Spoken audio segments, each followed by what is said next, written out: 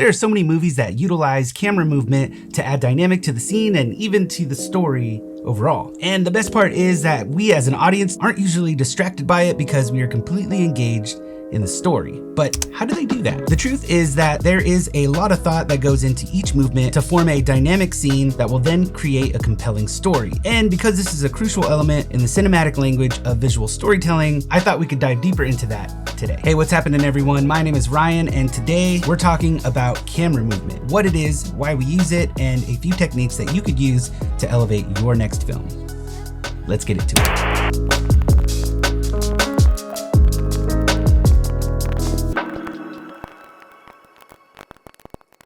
Now we're definitely gonna dive into some techniques in camera movement, but if you're anything like me and you'd like to know how these movements can help to create a dynamic story for your films, then stick around because we're gonna dive into that first. Also, like I mentioned in the last video about composition and framing, this is a big topic, so we're not gonna be able to get into everything in this video. However, if you'd like to see a part 2 and would like to learn more about this topic, then hit me up in the comments below because I'd love to make that video for you. Now with all of that out of the way, let's dive in. First, let's talk about why and how these camera movements can shape the story and add dynamic to the scene. Early on, cinematographers realized that camera movement can not only make for more of an interesting shot than a static one, but they also realized that it can help to enhance the story and further advance the events that are playing out within the scene. From the late 1800s to around the 1930s, films were all show and no tell. This meant that there wasn't any dialogue within the films and forced cinematographers and movie makers to tell the story visually. And this is a common practice for filmmakers even today, because actions can often speak volumes over spoken word in many cases. Hence the term actions speak louder than words. Now, of course, dialogue can have a powerful effect on your films as well if used intentionally, and especially when mixed with other elements and techniques used in the language of cinema, like we mentioned in our last video about composition and framing. I'll leave a link to that video as well as some of the other videos that I'm going to reference here in this video in the description below if you're interested. And camera movement is just another really great way of doing that. Along with helping to shape the story, camera movement can also enhance the shot to create a dynamic feel. For example, the push-in technique will move the camera and our perspective towards the character, while a tracking shot can allow us to follow the character and experience the events in the scene as they do. Both will have a very different effect depending on the context of the scene, so it's essential to plan ahead and choose each movement thoughtfully if you're looking to craft a compelling story. And just like composition and framing, camera movement can create information about the scene or create an emotional tone. Now, this is gonna happen regardless whether you're intentional about your movements or not, so it could be even more effective and even potentially make your work stand out among other filmmakers if you plan ahead and use these techniques intentionally, because now you have control over the story you are wanting to tell and the emotion and tone you would like for the audience to feel when journeying through that story. And this is important because this is what most producers and even moviegoers are expecting to see in a good film. But now that we know why and how camera movement can help us to create dynamic stories, let's dive into a few techniques that you could use to elevate your next film. The first one we're going to talk about today is the static shot. Now, I know that this technique doesn't involve moving the camera at all, but hear me out. Mostly anything that doesn't involve the camera moving is typically called a static shot or a locked off shot. And this can be just as effective as moving the shot if used intentionally to drive the narrative of the story. Coupled with a wide angle, this can effectively provide information on what our characters are doing, the situation they are in, and their environment all at the same time. This is also great if you want to place the focus on the actor's performance and you don't want the audience to be distracted by the production. Now, if you've been watching the channel for some time, you've probably heard me say a lot that I am not an actor. I just act sometimes in some of the scenes that we produce here for the YouTube channel to make production quicker and easier. And sometimes you'll see me in a static shot, and that's just because on that particular scene, in that particular moment, I'm filming by myself, so I put it on sticks and I just let it go. But if you're working with a great actor, then sometimes their performance is really all the scene will need. But now that we've gotten that one out of the way, let's go ahead and talk about some of the camera movements that you could use to add dynamic in your scene. The first one we're going to talk about is kind of a 2-in-1 deal, and that is the simple and humble pan and tilt. With the tilt moving up and down and pan moving side to side, both are very simple but effective ways to create movement in your scene. Also, it's important to note that the speed at which you use these movements can affect the tone and the scene as well. A slow pan can create a sense of calmness or anticipation, while a whip pan can create a sense of energy. You could also couple the whip pan with a cut and create an interesting transition like this one. I talk a little bit about that in one of our most recent videos about transitions, so I'll leave a link to that one as well in the description below if you're interested. The tilt is also a great way if you want to reveal and highlight something or someone the character sees,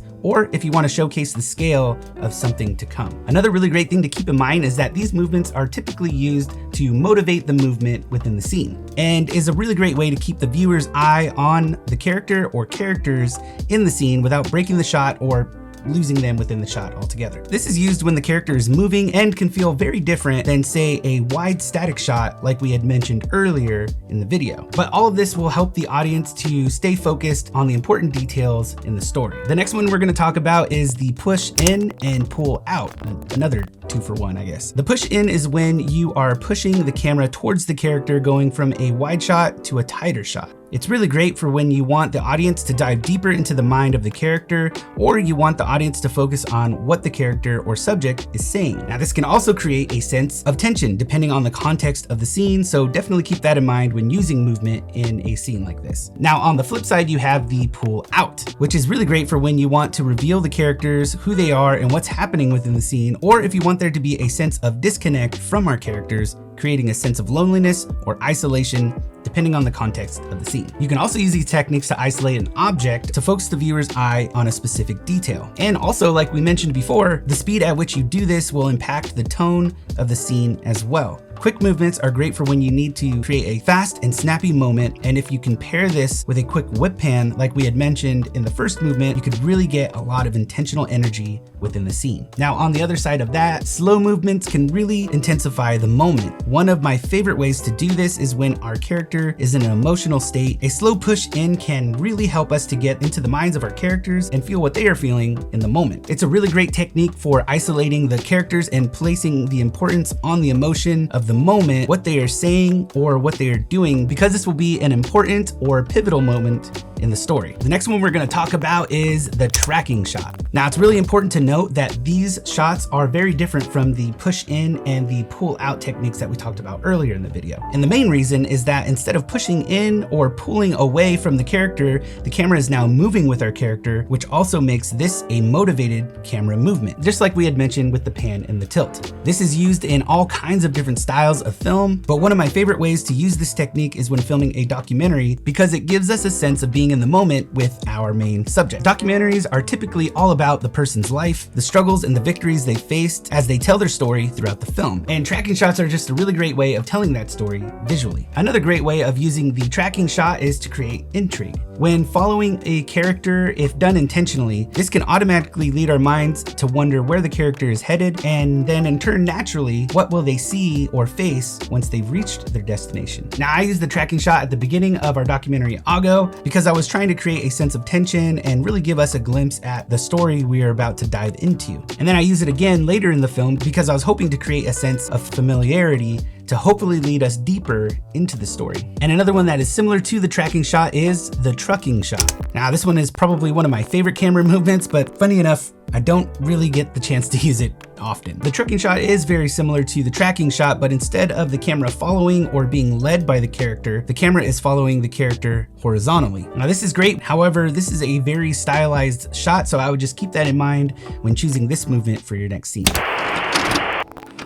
There are so many movements that you could use to create a dynamic scene within your film, like the boom shot, the arc, and the dolly zoom, just to name a few. We just couldn't fit them all into this video, but again, I am currently working on a whole series on videos just like this one, so if you'd like to learn more and see a part 2 to this video, then let us know in the comments down below, because I love connecting with you guys, and I'd love to make that video for you. At its core, all of these camera movements have a different purpose and can affect the dynamic and the tone of the story. So understanding these camera movements can really be the difference between a good film and an excellent one. So as always on this channel, I just want to encourage you to pick up your camera, practice these techniques often, because I know for a fact if you can get some of these down in interesting and intentional ways, this will definitely elevate you in your work as a filmmaker. Well, that's gonna do it for me, you guys. Thank you so much for joining me in this video. If you like this video or you learned something, please click the like button down below. Consider subscribing if you haven't already, and I'll catch you in the next one. Cheers, friends.